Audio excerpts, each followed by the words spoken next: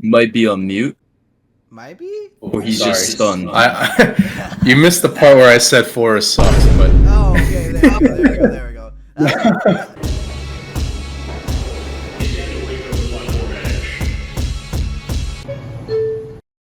What's good, guys? Welcome back to Heal on 6, back again with another top deck profile. Today we got a very special entry to our list. Today we have the first place winners of BSF White Plains for Shadowverse. Say hello to Team BRB. What's up? Hello, guys. what's up? Tell us real quick. I know there was about maybe 40 teams at White Plains. What happened this year? Oh yeah, it's I think it was 43 teams. A lot of them were across the states. A bunch of Long Islanders too. I think there were a couple guys from Gotham, and the card store that we usually go to is CardQuest.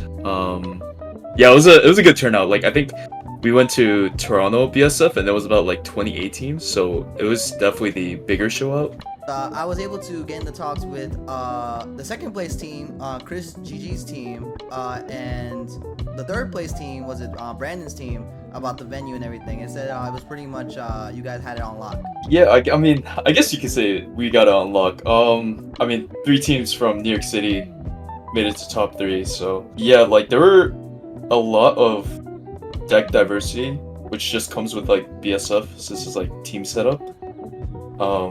And I think it basically allows you to run decks that are more rogue. I think Abyss came in as a rogue deck. Saw it a lot more often than I thought I would, and I didn't see that much Hero Sword, which is crazy because I think it's one of the best decks in the format. But yeah, a lot of interesting choices. Some people will bring Dragon. You just assume it's ramp, but they just pull up with the PDK, Right. which is pretty crazy. So yeah. Team BRB, we're gonna start off with player A, which is gonna be Bkim, who is playing Hero Sword. So, tell us about your Hero Sword deck. Yeah, Hero Sword. What can I say about this deck? It's probably the best aggro deck at the moment. The list that I brought was, honestly, I feel it's pretty solved. A bunch of 1-drops. I don't think it doesn't go past a 3-drop, because I think especially in this meta, there's no need to play something like Leonidas, and previously you would play something like Tokai Teo to threaten the Storm on 7. But this format, I think you want to go low to the ground, because the main card that you get in set 4 that's in my opinion one of the game changers of this set is Mars. She's just stupid effect. Just call something from deck, evos for free, +1 to officers, attack. It just reads insane. But to start off with the 1-drops, 3 copies of Iron Rod Defender. Yeah, pretty simple effect. It's just a goblin statted minion, and if there's 2 hero cards in grave, you just get +1 defense and ward. The ward isn't that relevant at times, but the +1 defense is it basically forces you out of range of Elfchild May bounce. They have to commit the Elfchild May after bouncing it to kill. But yeah, overall just one of the hero cards that you need to run. After that, we play Old Men and Old Women in 3 copies. Just a 1/2 with Bane.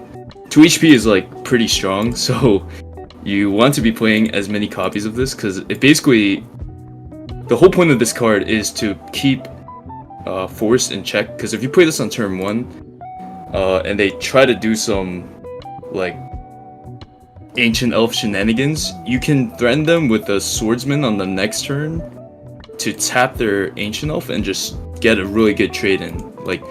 It basically saves you a lot of HP and gives you a crazy tempo swing. Because yeah, this card, just playing it makes your opponent think should I be playing a bigger statted minion, or should I try to get rid of the old man first and then play later? So basically it's just there to keep the opponent in check. Next we have our other goblin, which is Perseus. Just a goblin with upside. It can become a 3/3. It doesn't happen that often, but it's nice to play when you do Mars on you do Mars on 5 summon a 1-drop and you play Perseus and you just have something already on the field, so it's just like 4 minions, you just go wide and it's a 3/3, so it's like it just Goblin with upside. Exactly. Pretty nice when it happens. If it doesn't, you just play on 1, it's fine. Next is Quick Blader at 2. Just Storm 1/1. Yeah, good old Quick Blader. Been here since like set 1.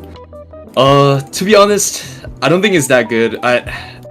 But it is another 1-drop, and sometimes you want to call it off Mars. I know a lot of people like calling it off Mars, but I don't think it's even worth it at times, because like especially against like Force, they just play 1 card, it's dead. Like off Chow Mei is just really annoying. So you want to be playing stuff with 2 HP. Yeah, and then the last 1-drop minion that we have is Swordsman. Also another card from set 1. Really strong. You kind of don't want to play this on turn 1. You want to just make it so that your opponent thinks about Swordsman with the combo with Old Man Old Women that I was talking about earlier, where you just kill a really big like threat, like just one-shot it with Bane. Other than that, it's just really good because it allows you to board lock yourself, and your opponent is like forced to be like, hey, like he's technically not board locked, so like I have to be careful of like whatever shenanigans he can do next. And after that, we just play 2 copies of Unbridled. It's just a really good win more card. On turn 2, if you play a 1-drop with this and you previously played a 1-drop, you can usually kill like almost everyone's 2 HP like 1 or 2-drop. So like I didn't verse any egg, but usually this is meant to keep like the aggro egg in check. If they play like a Goblin or like Andromeda Goblin or what's it called? Actress Feria, like you just one-shot it and just keep building your board for free, basically. And it's a quick too, so like you can always like bluff it as well. Going into the 2-drops, 3 copies of Amero. Pretty straightforward. You're playing Hero Sword, so you need all the hero cards that you need. The Evil is pretty good, and the Strike is very relevant. Helps you trade up a lot of the times, and like you'll trade and it'll become like a 3/1, which is like pretty crazy. And your opponent basically has to deal with it, or else the card is gonna just keep scaling. Luminite, which is next, also a really strong BPO1 card for aggro decks. I think a lot of people don't like this card because of like it basically makes the Force matchup even worse if you have to play this on 2. But the main reason why I was playing it is because your 1-drops have like the max it can go to in terms of attack is 2, and Abyss on their turn 2, they'll usually play Demonium, which has 3 HP, so like when they pass the turn back to you, you don't really have a way to get rid of it when they ward. So this basically just helps you trade up with your like 1-drops. And it also makes like players like Dragon, they're kind of forced to take like 50-50s. If this and another unit is on board, it's like, do I kill Lumi and make their 1-drop 4 attack now? Or should I kill it later and hope that they, like, I can kill 2 things? Because I will be playing something next turn, right? On turn 3. Yeah. So, yeah, it's just like a really good card that forces your opponent to think. And, like, basically it's a noob stomper. Like, if people don't know how to deal with this card, you're gonna just run them through. And then next, we play 1 copy of Armor of the Stars. This is basically the Uma counter, because, like... I see. Yeah, because like if they open with a bunch of spells and Agnes Tachyon, you're kind of screwed, to be honest. Yeah, it's also good against Ruin, because Ruin has so much quick spells. But basically, you just buff your 1-drop like when you're playing this on curve, and it helps you also do the same thing as Luminite, which is give your minion 1 more attack, so it can kill like 3 HP wards or 3 HP minions that your opponent will play. And yeah, it just helps you get more favorable trades, and Aura is just a really strong keyword. I think if I were to edit this deck, the one thing I would do is add 1 more Armor of the Stars and take out a Luminite. Oh wow. Yeah, but other than that, I think the rest of the list is pretty good. We go to 3-drops, and it's Floor Fencer. Yeah, Floor Fencer. Card is busted.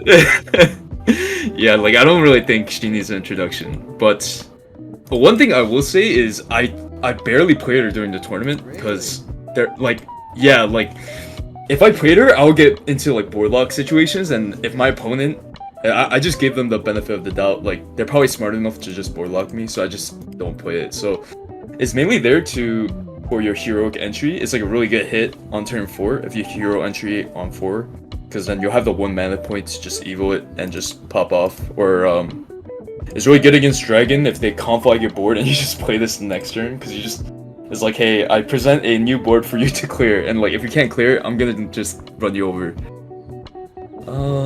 And then next we have Mock Knight.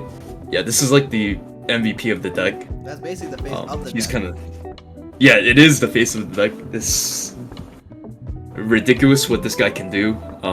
If he's played anywhere else than from your hand, it just gets stormed. What was our team name doing the actual event? Heroic entry into Mock Knight. Oh, brother. Yeah, heroic entry into Mock Knight. Because honestly, if people read the name, like I hope that they were just like praying that I wasn't hitting this, because when you hit this off heroic entry, it's almost all the time game. Like I don't think I lost a single game where I did hit this off heroic entry. Okay. Yeah, that's true. It's just insane. Yeah, it becomes a 4/4 if you hit it off heroic entry. And when you evil it, it's basically Dragon Warrior, which is like kind of crazy. Yeah, so like one of the things is like I didn't play the mirror in New York, but I did play the mirror in Toronto, and this card basically like wins the mirror. Even if you like go second, if you like evil this on 3 and you just kill one of their 1-drops, it's like a crazy tempo swing. But yeah, it's just a crazy card. Even the evil was crazy. Up next is Mars. This card is also busted. It's a better Gem Stuff Commander, which is a card that I chose not to play. Like I basically just 1-for-1 replaced Gem Stuff with this card, which means that because you're not playing Gem Staff, you also don't need anything that's above 3 costs. So like you don't need Leos anymore. You don't need well, actually Albert is like one card that you can still consider, but I don't think you need Leos or Narita Brian, like, because they're basically just bricks. To be honest, like if the game goes to like turn 8, you're trolling, I think. And I see a lot of people like think Albert the auto include.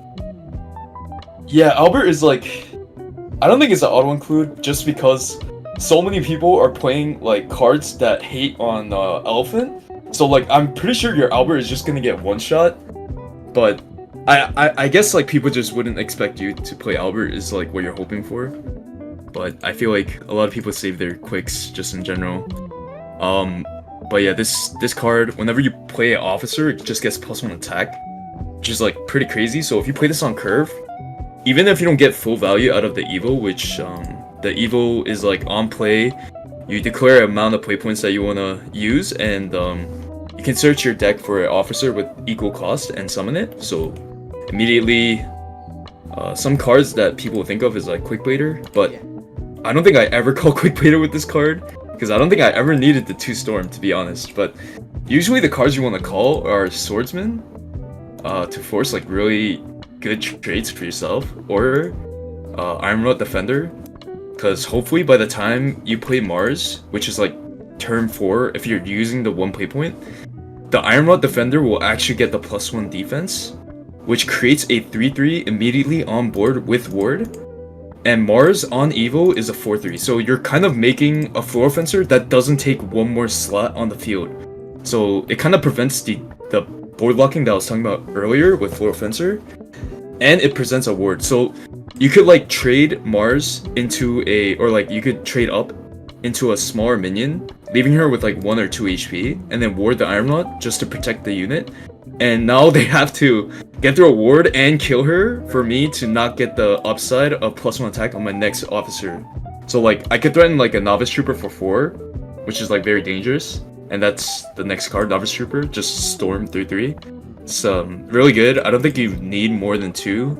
You could probably do 1, but I don't know, it just feels real comfy on 2 because you can also hit it off of heroic entry, although it's not your best hit. Literally every other card in the 3-drop slot is probably better, but if you need the Storm, then it's a good card to call out. And then next is the Valiant Fencer, the last hero follower in this list. Really insane, just searches out a heroic card on Fanfare. So like almost all the time you want to be searching out heroic entry, to be honest. Unless you could get the combo off with Amuro, then like obviously search out Amuro. But the Evil, like it requires 2 or less cards in hand, but like at that point, it's basically your Hail Mary play, where you're just going wide and hoping that your opponent can't deal with it, or else you're just gonna kill them, right? But yeah, almost all the times you want to be searching heroic entry off this, which is the last card. So it's just the card to end the game. it is. Yep, it's the card. Look at top 4. You put a sword follower that costs 3 or less, which is literally the whole deck, and it gets +1/+1 if it's a heroic follower. Put the rest on the bottom of your deck. So the thing with this deck is, because you're playing Mars, which if you play games like Vanguard, you'll know how important it is to thin your deck. Deck compression is literally, like, deck thinning is deck winning, right? So when Mars calls out something from your deck that's like a 1-drop, your chance to hit Mach Knight just like keeps increasing. And like, usually when you mulligan, you don't want to see Mach Knight, so you probably just like bottom it. And like Mars forces the shuffle, which is like really good. So your chance of hitting heroic entry into Mach Knight is like pretty freaking high. Especially with like cards like Amuro. Sometimes, I know a lot of people don't like dry evoing him, but it's actually pretty insane if you already have 1 heroic entry in grave. Like there are games where I think I would only see 1 copy, but I would recur it like twice. And it would, on the 3rd heroic entry, it would hit a Mach Knight because I just compressed my deck and I already looked at top 4 like twice. So it's like, it's basically inevitable. That's gonna happen soon. And when you do hit it, it's just 5 Storm to face, because you're probably going to be evoing the Mach Knight. But yeah, a pretty insane card. Basically enables this whole deck to work. And if you're in like a top deck scenario and you draw into this card, it's kind of insane. Which, a lot of this deck, if you top deck, is pretty good. Like Valiant Fencer, Heroic Entry, Mars, and then Novice Trooper if they're in range to just die to 3 Storm. And like Amuro is one of the good top decks, and Floor Fencer. Other than that, it's just Evo's pretty standard, I would say. 2 copies of Floor Fencer because she's OP. Amuro because you usually want to combo it, but like dry playing it is like completely fine too if you're gonna use it on heroic entry. It's just really good to call out something from top 4 and just keep thinning and looking for the Mach Knight. And then there's Mach Knight on Evo, which is just Dragon Warrior, like I said earlier. Mars, just really good for calling, usually a 1-drop. I don't think there's even, oh yeah, there's a 2-drop, like sometimes you could call Amuro if you pay 2. Like that's not bad either. Because it kind of makes your opponent like be like, oh, I have to waste removal on Amuro, or else like he's just gonna Evo it, or I could just play Valiant Fencer from hand and Evo it. And then lastly is the Valiant Fencer, because he's basically the key for the combo deck. But yeah, that's pretty much the deck. I would say it's pretty standard, but the playstyle, I think you really want to just abuse heroic entry. Yeah. If you're not playing like any heavy drops. Yeah. Well, Yeah. Just one quick question. So, compared to your list against the other Hero Store lists, you mentioned earlier that you weren't playing any like the Uma Musume cards. Like, how big of a difference do you think that makes not playing any of the Uma Musume cards in the deck?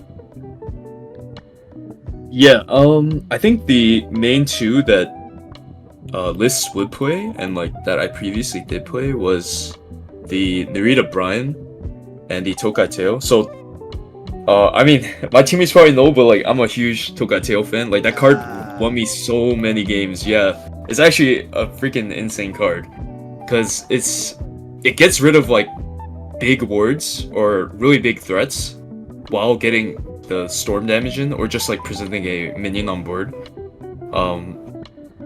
But I think in this format, especially with decks like Abyss and Ramp Dragon, you really don't want to play something like Tokai Tail, because it's just another brick and it's a unit that you can't hit off heroic entry, so it's way better not to opt for it, even though it is a really good card. And Narita Brian, also a really strong card. What is it? Bane Ward Aura, can deal 5 without having to attack. It's pretty insane. But I think if it gets to turn 8 and you're having to play that to win, like you probably could have played something else, or like changed your game plan from the beginning that would have won you the game earlier. Because I think in almost every single game, I have not like dragged it past turn 6, except for Ramp Dragon. Right. And I think Uma, but like Uma is a really bad matchup, so the guy was basically just playing removal spells almost every turn, so it was like kind of rough. And Ramp Dragon, they just curved really insane, so it was like very hard to keep minions on the board. But other than that, like your goal should be trying to kill them by like 6 latest, because of cards like Ekdar on 7. It's like very dangerous. The moment they play, like an Abyss player plays that, they pretty much stabilize from there. And other decks like Egghaven, you really don't want bricks in your hand, because nowadays, like some of them are playing more aggressive, and you really don't want to have like a 8-drop in your hand while they're just beating you down. Like, it feels bad. You want to make sure that you're out aggroing them, because you have one of the best aggro packages now that Mars is in the game. So that's kind of why I didn't decide on the Uma cards, but they are great. I just don't think like the meta is calling for them. Well, any final thoughts given on Swordcraft? Like, you think Hero Sword might stay the course, or you think anything might change in the upcoming sets that might take you off this deck? Oh man, I think next set is probably gonna be Octrus, like the Usurpation deck. Like, that deck looks pretty fun, but I'm sure Heroic Sword will still work.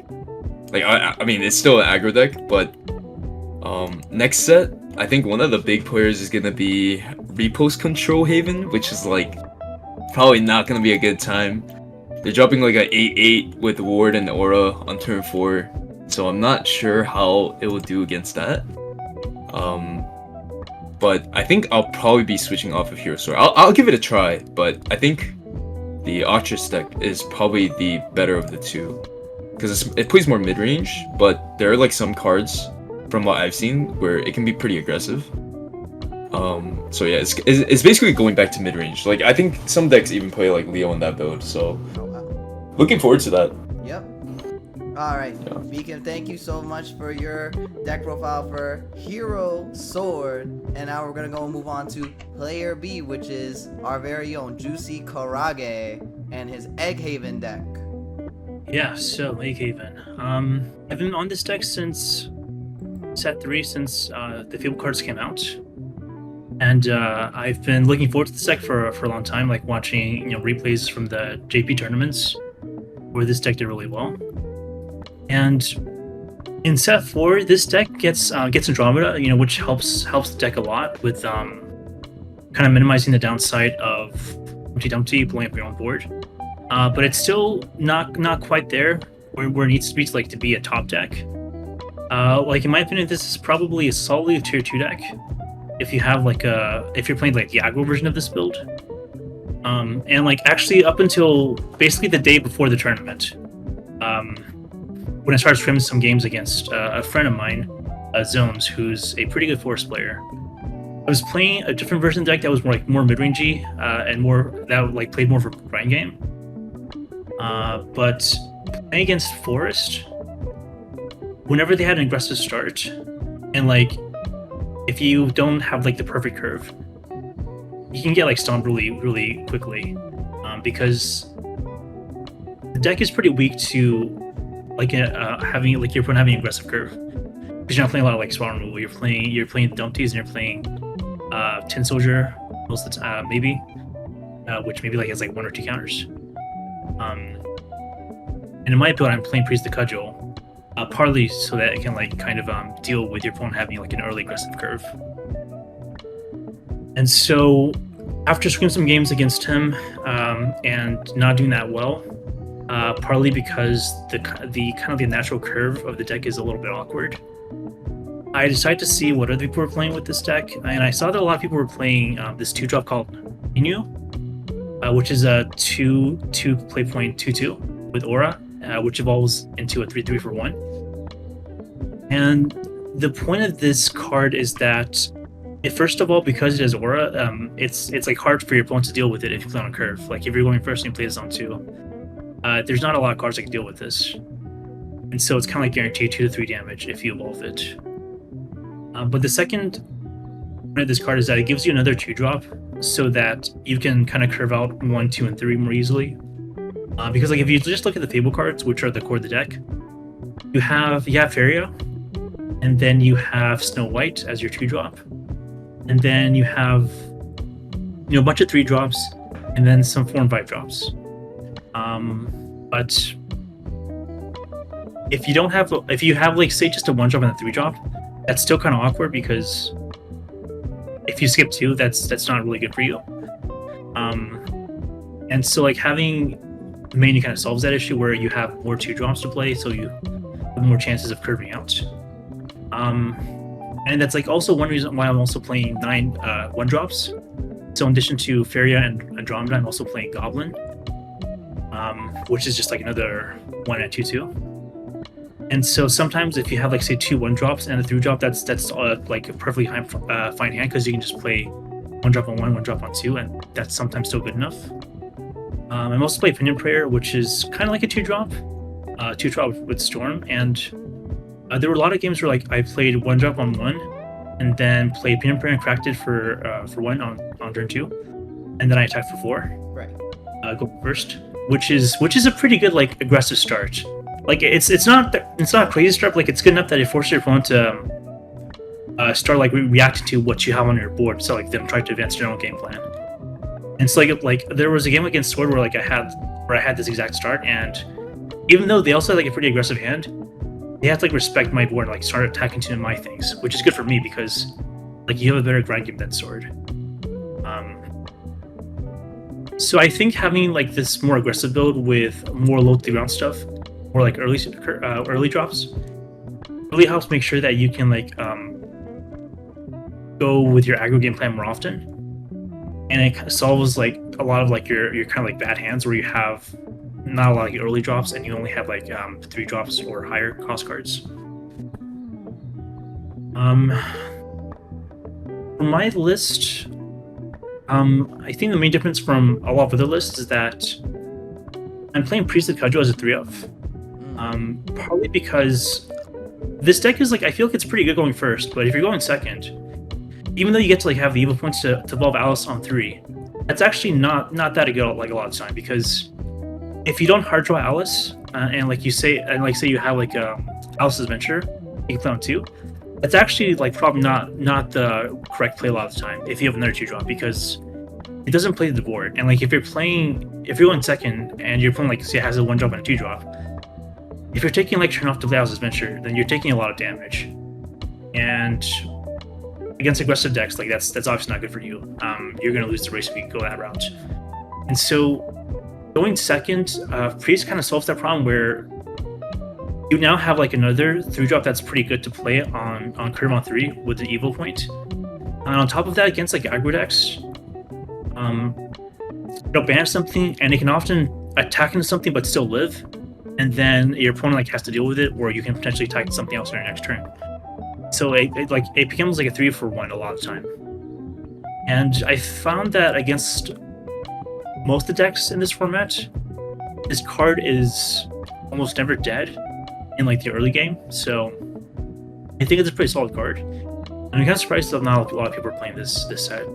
I know some people are playing Goblin Princess, which is like a 3-mana 2/1 that can search for a neutral 1-drop.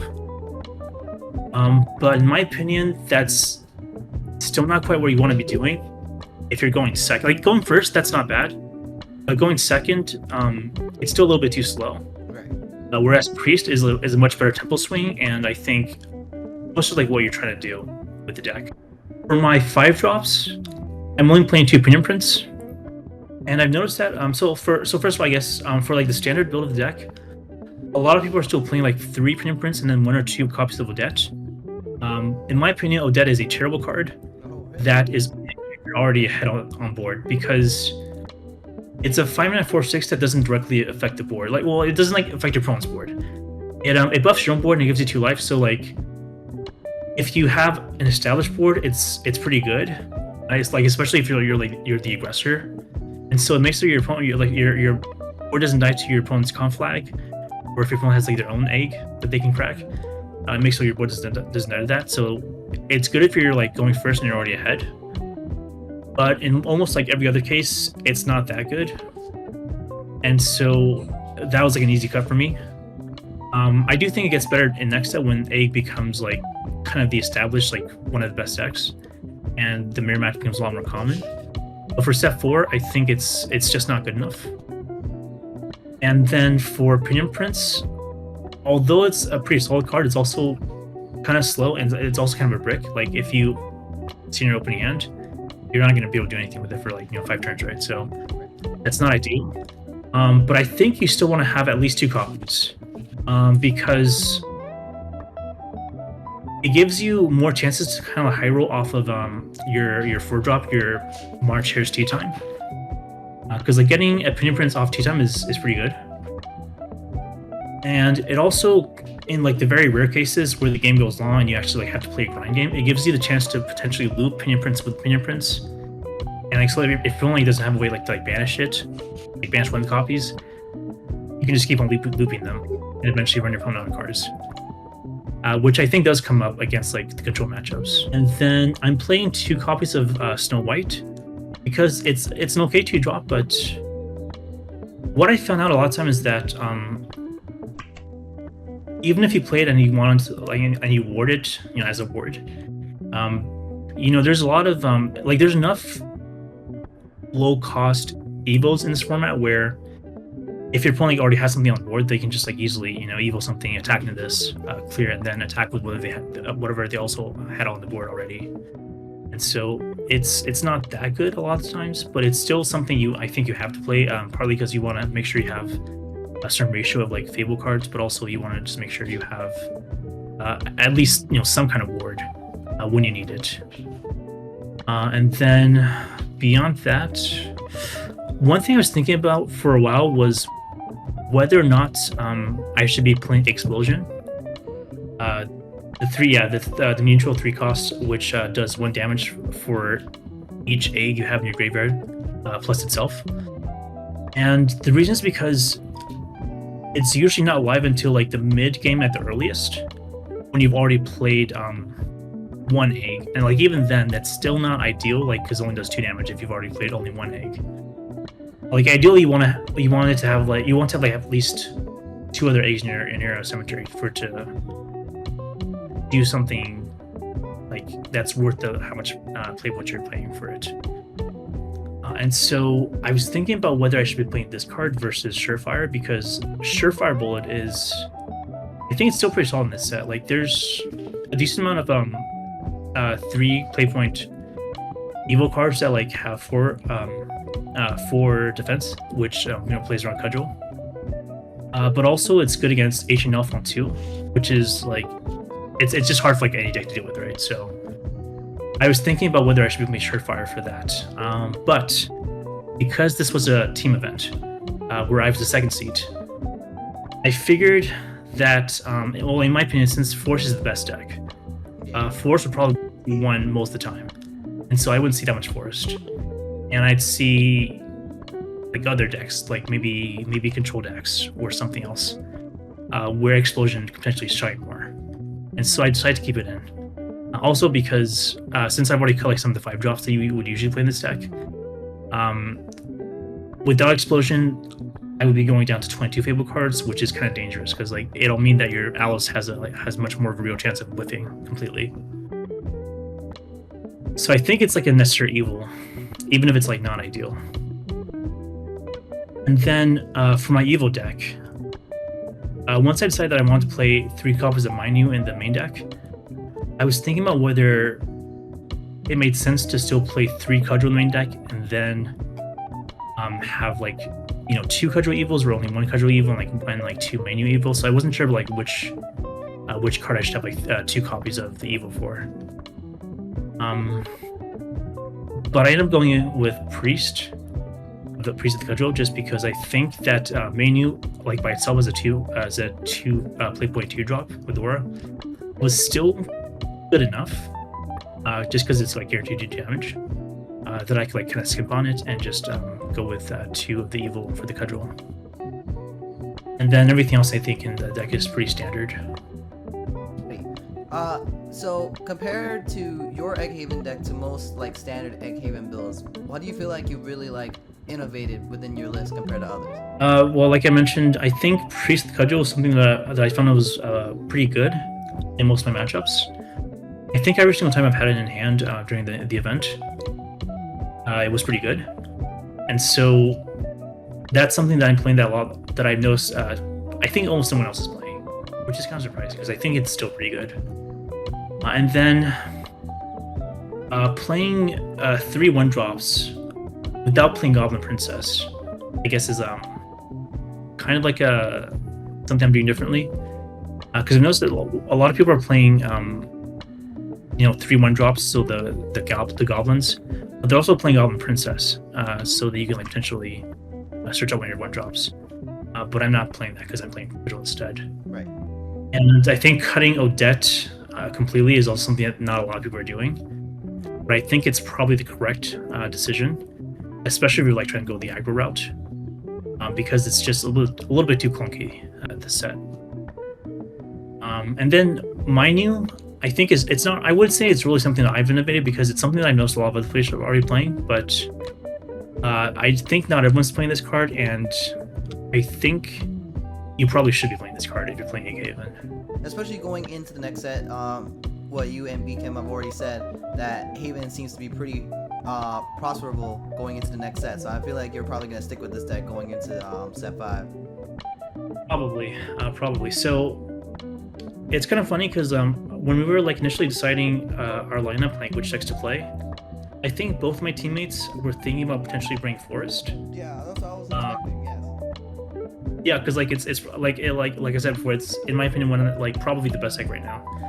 But they both felt more comfortable playing another deck, and so they just stuck with their deck that they were more comfortable with. And in my case, I've literally only played Haven since like set 1. I've dabbled for a little bit once, and I did terribly with it, so I never touched it again. And I can pretty much only play Haven at this point, so I think I'll probably still stick with this for the next set, especially like since it's going to be, in my opinion, like if not the best deck, then like one of the best decks. Well, Karaage, hopefully we'll get some more footage of you in the future, in our future monthly championship showdowns over at Next Level with the new Egghaven when it comes out. So we'll be seeing you then. But thank you so much for your current Egghaven list. And we're gonna move on to the final member, player C, which is Chinzilla's Discard Dragon. Yeah, I don't have that crazy of a breakdown on my deck, unfortunately, like Karaage and Bkim have. So yeah, I'll probably go through my deck very quickly. But yeah, I definitely do want to thank first of all Bkim for getting me introduced into this game. I started sometime around late February, and the Shadowverse community has been fantastic. It's been it's actually my first TCG. I would highly recommend this as a TCG for anyone who wants to play first time. So yeah, just through the journey. Actually, the discard deck I'm using, Bkim sold it to me on day 1 for a fantastic price, so I couldn't refuse the offer. So yeah, first few weeks, first month, I was getting my butt kicked in. Just about in March, late March, I think I won my first tournament in Gotham, and the guys there are awesome too. They've been super supportive. And then following that I just kind of got to build more on my strategy, how to play the game better, and especially understanding the opponent's deck. I feel like not knowing the opponent's deck for sure is a critical key to playing the game. So following that, I actually joined the Burn Ones tournament in week 11. That was the second time I got first place following that, and that's on YouTube as well. So that was a really fun game. It was down to the thread, discard versus discard. But yeah, jumping into the deck. So the deck Well, you could probably ask Bkim, but last minute you could see me in the corner like scrambling, putting new cards into the deck. So it was very last minute. But I try to put in as many spells as I could.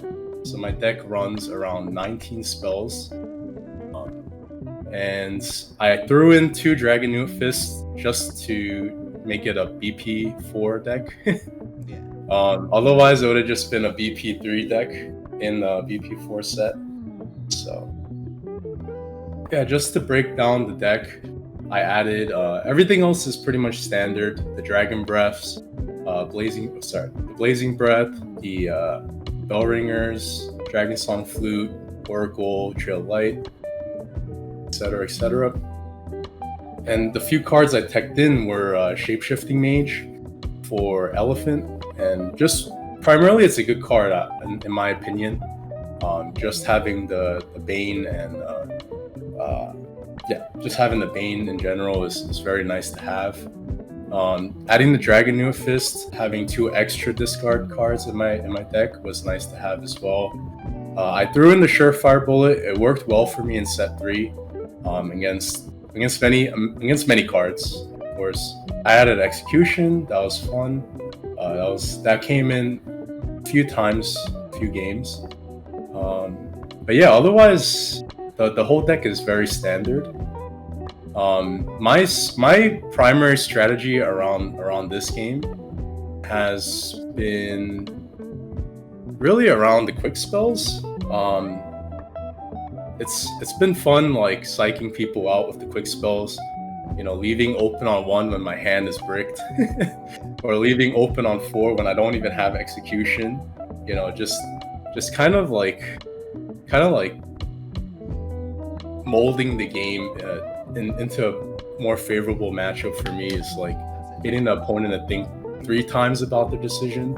I think that's a big part of Shadowverse that I really like. Feels like I'm playing poker, but not really. I'm like staring into the opponent's eyes, you know, or I seem reasonably distressed, open on 4 mana, as if I don't have execution. Right. Then they'll drop the elephant, and then I just drop the execution same turn. But yeah, I think our team overall played extremely well. All the players in BSF New York, especially top 8, they were fantastic players. So definitely got a lot of new knowledge and a lot of great gameplay in the top 8. Yeah, back to our team. I think I think one of the things we did fantastic was we definitely adapted very well. I honestly haven't played many games a few weeks prior to BSF. So going in, it was just constant trying to remember and adapt to all the different decks in the set. So I think us as a team did that fantastic. But yeah, that's pretty much it. It's very standard deck. I haven't seen another discard dragon in that tournament. My matchups have been from the round 1 is just Chimera Rune, Dirt Rune, first 7 centimeters Uma, Control Abyss, and I versed Heal Ramp 3 times, and Elephant Forest. I will say I lost twice against Heal Ramp.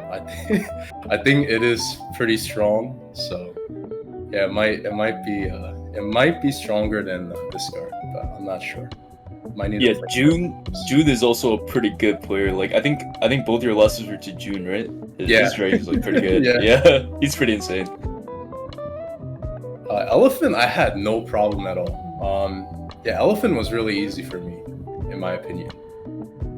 And then Rune was pretty straightforward for me as well.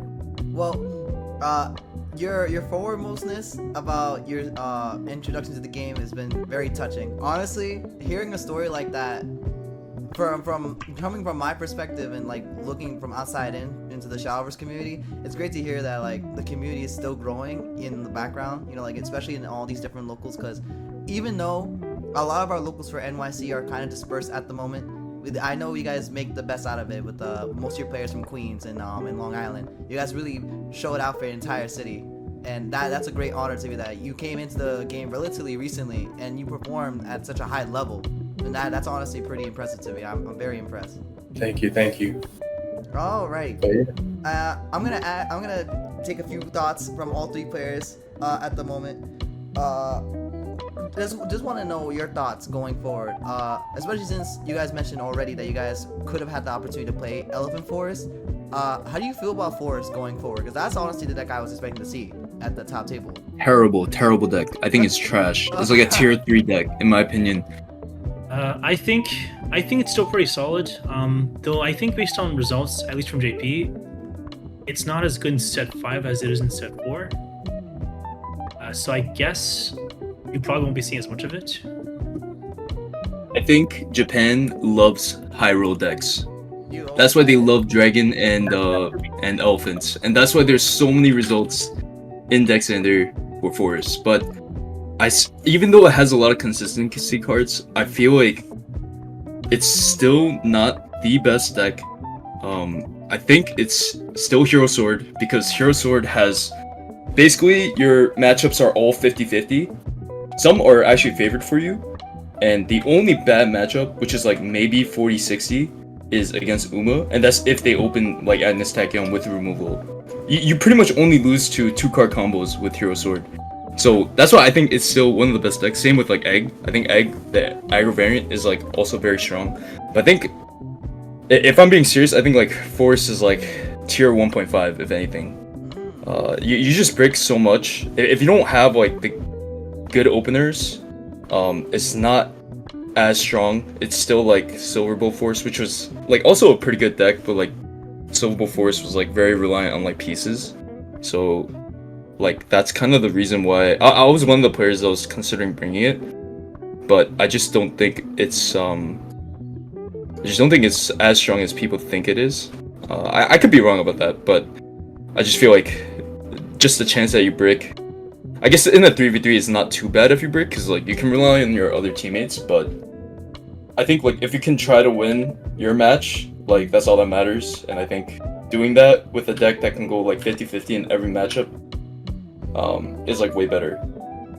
Just my opinion. Also, I don't think it's that good against Dragon, because Dragon just has so many insane cards. I also think that at least for Forest, it's also similar to AK in the sense that it has like a lot of moving pieces, and you really need to know how to make the most of your turns. And I think like it's probably skill intensive enough that most people just aren't playing it optimally. Any thoughts on your end, Chinzilla? Might be on mute, Might be? or he's Sorry. just stunned. You missed the part where I said Forest sucks, but Oh, okay. There we go. yeah. No, honestly, my opinion is obviously is skewed against my gameplay as Dragon against theirs. Seemed like they're